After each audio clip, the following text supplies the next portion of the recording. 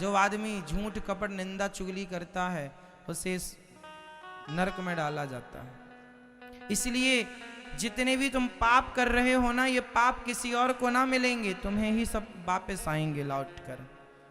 ये पाप कहाँ जाएंगे, हमें तुम ही स्वीकार करो। पाप तुमसे ही प्रकट हुआ है तो जाएगा कहाँ, घूम फिर के तुम्हारे पास आएगा। झूठ तुमने बोला है तो झूठ बोलने का पाप तुम्हारे पास आएगा, कहेगा स्वीकार करो। अब आप कहो चल हट जाए, नहीं नहीं नहीं, वो पिंड नहीं छोड़ेगा। इसलिए संभल के चलो मेरी माँ। ये मानव का तन 100 साल का है, पर इस 100 साल में आप इतना कुछ कर लेते हैं कि समेटा नहीं जाता। इसलिए खेती करो हरि नाम की साधु भाई, खेती करो हरि नाम की। भगवान के नाम का की फसल वो खेती करो, कृष्ण नाम की, कृष्ण कृष्ण कमाओ खाओ, बच्चों का पालन पोषण करो, सच्चाई ईमानदारी से चलो, खत्म बात। झूठ कपट में जो उलझ जाता है वो ज्यादा पाप इकट्ठे करता है, निंदा चुगली में ज्यादा पाप इकट्ठे होते हैं। जो आदमी निंदा करता है ना वो पाप का हिस्सेदार। मैंने एक कथा सुनाई थी आपको, फिर सुना रहा हूं, ध्यान से सुनना, फिर एक प्रश्न पूछूंगा उत्तर देना है ना। एक कथा सुनाऊंगा फिर एक सवाल करूंगा।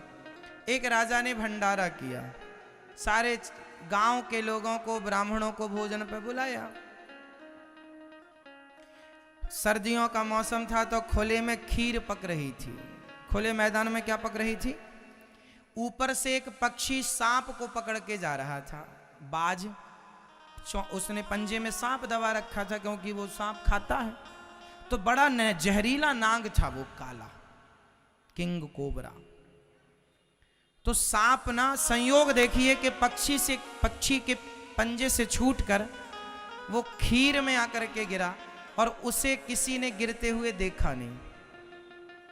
तो सांप का जो जहर था वो जाकर के खीर में मिल गया और पूरी खीर हो गई जहरीली। अब किसी को पता नहीं है कि इसमें भाई किसी ने जानकर तो जहर मिलाया नहीं। समझो बात को। अब सबसे पहले ब्राह्मण भोजन करने बैठे, तो जितने ब्राह्मण भोजन करने बैठे सबने खीर खाई, और सबने खीर खाई तो सारे ब्राह्मण एक तरफ से मर गए। 100-200 ब्राह्मण मर गए एक पंगत में। अब जितने लोग आए होंगे पहली पंगत ब्राह्मणों की, भाई सारे ब्राह्मण मर गए। अब हाहाकार मच गया पूरे, अरे इतने ब्राह्मण एक साथ मर गए, खाने से मर गए, क्या हुआ, कैसे हुआ? यमराज जी आए।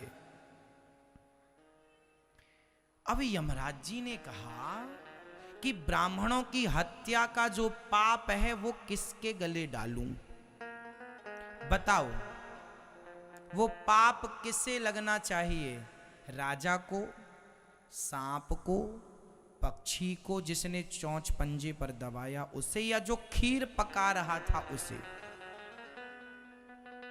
बताओ, ब्राह्मण इतने मरे, 100-200 ब्राह्मण मर गए, इन सारे ब्राह्मणों की हत्या का पाप किसके गले डालें? बताओ। राजा दोषी है? बोलो जोर से। तो खीर बनाने वाला दोषी है? तो सांप दोषी है, वो पाप सांप को लगेगा? तो पक्षी को लगेगा क्या जो ऊपर से? फिर किसको लगेगा? उत्तर दो, किसे लगेगा?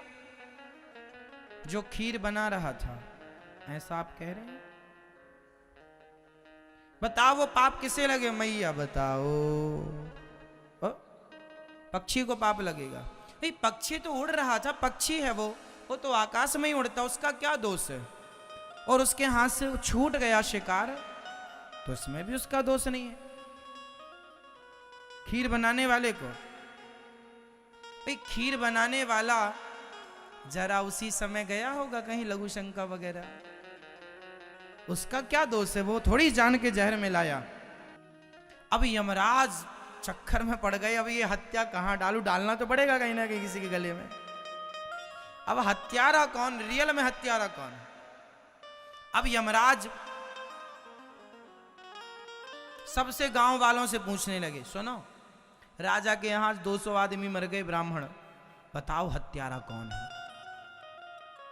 किसी ने कहा हमसे नहीं पता। भाई राजा बड़ा धर्मात्मा है, उसने किसी की हत्या के लिए तो निमंत्रण किया ना होगा कि खीर में जहर मिला के सबको मार डाले। भाई है? राजा तो बड़ा धर्मात्मा है, धर्मात्मा था तब तो भोजन में सबको बुलाया। अब सारे लोग चुप हैं, यमराज सबसे पूछ रहे तुम बताओ कौन हत्यारा, तुम बताओ कौन हत्यारा। तो कोई ना मिला, कोई ना बोला। अच्छा राजा धर्मात्मा था, उसके बारे में सब अच्छा बोल रहे थे। तभी एक मैया मिल गई, उसने कहा सुनो ये राजा ने ही जहर मिलाया होगा खीर में।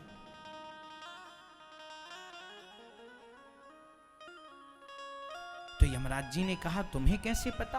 अरे वो मैया चुगली करने में माहिर थी ना,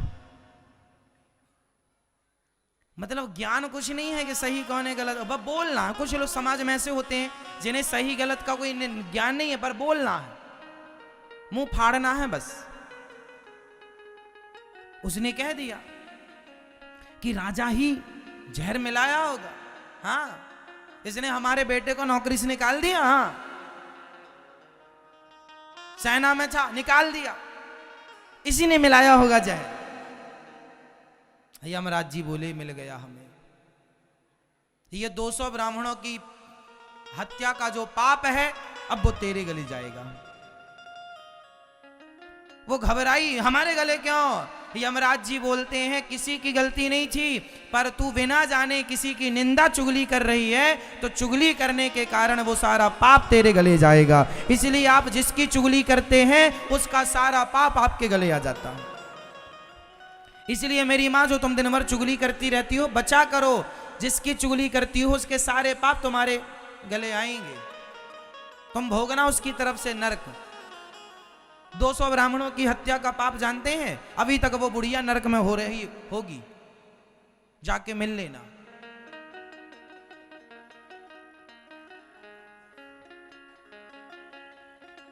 जबरदस्ती मुंह चलाना है। अरे मुंह है इसका मतलब ये नहीं कहीं भी खोल दो। क्या बोलना है क्या नहीं बोलना, कब बोलना है कब नहीं बोलना, सही गलत का निर्णय देने वाले तुम कौन होते हो? तुम्हें ज्ञान है उस मैटर का? कई लोग ना, अब जैसे आप गलत नहीं है, आपके पड़ोसी क्या, अरे आप मेहनत करके 2 पैसा कमाएंगे ना, तो पड़ोसी क्या बोल, अरे बेईमानी करता होगा तब तो इतना धन का। हाँ तुम उसके बारे में जानते हो कैसे पैसा कमा रहा है? क्यों बोल रहे हो? जो बोल रहे हो ना, तो अब तुम बिना जाने समझे बोल रहे हो, उसके सारे पाप अब तुम्हारे गले जाएंगे। इसलिए साधु संत कहते हैं, वेद पुराण ऋषि मुनि गुरुजन कहते हैं, निंदा और चुगली से बचो, ये सबसे बड़ा पाप है। हाँ या ना?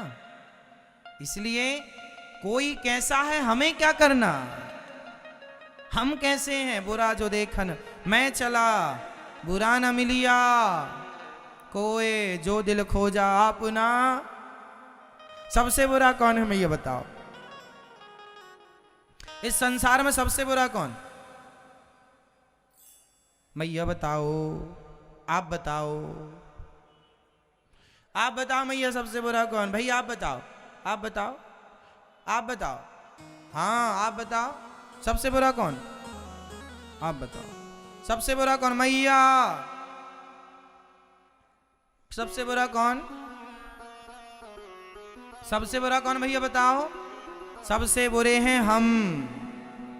सबसे बुरा कौन? हमसे बुरा इस धरती पर कोई नहीं। बुराइयां देखनी है तो खुद की देखो, और अच्छाइयां देखनी है तो भगवान की देखो। भगवान जैसा कोई अच्छा नहीं और हम जैसा कोई। हाँ बुरा जो देखन में चला, बुरा न मिलिया कोई, जो दिल खोजा अपना, हमसे बुरा न कोई। इसलिए ना बुराई करो ना बुराई सुनो। आप सुना भी मत करो किसी की निंदा। हमें क्या करना भैया, हमें ना सुनाओ। हमें कोई अच्छी बातें हो तो सुनाओ, हमें व्यर्थ ना सुनाओ, बकवास ना सुनाओ।